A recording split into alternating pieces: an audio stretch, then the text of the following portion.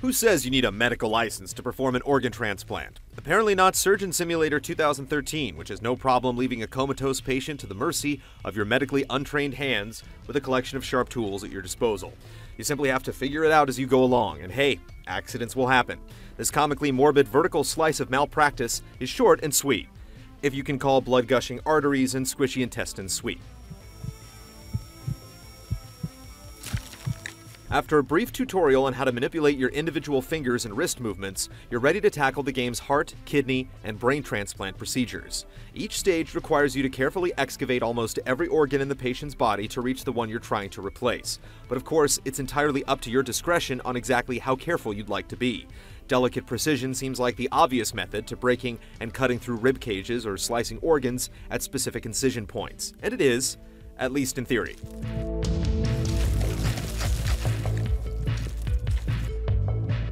But the learning curve for the game's very complex and exacting controls needed for these procedures can lead to some frustration and hasty tactics, usually resulting in your patient's demise. When things go wrong, they go really wrong. Reinforcing the game's dark humor, the nonchalant commentary informing you of your success or failure also shows the game is very matter-of-fact concerning its grisly nature. In order to avoid a tragic result, you'll have to keep a watchful eye on your patient's blood loss rate, utilizing a syringe to stabilize it whenever necessary. Incidentally, scrambling to let go of whatever you currently have in your hand to pick up a syringe can lead to moments of panic, since accidentally touching its tip will send you on a colorful psychedelic trip, leaving you with the decision to proceed under the influence or take even more precious time searching for the antidote.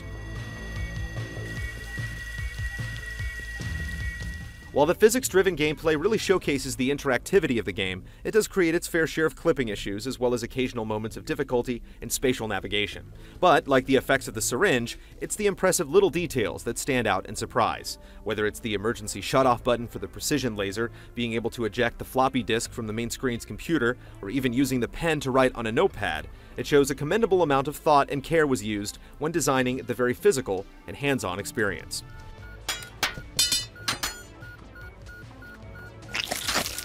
Sugeon Simulator 2013 won't bring any aspiring surgeons closer to their dreams. What you will get, though, is a condensed but fun experience in the role of pretend doctor and the medical disasters you can impose on your pretend patients.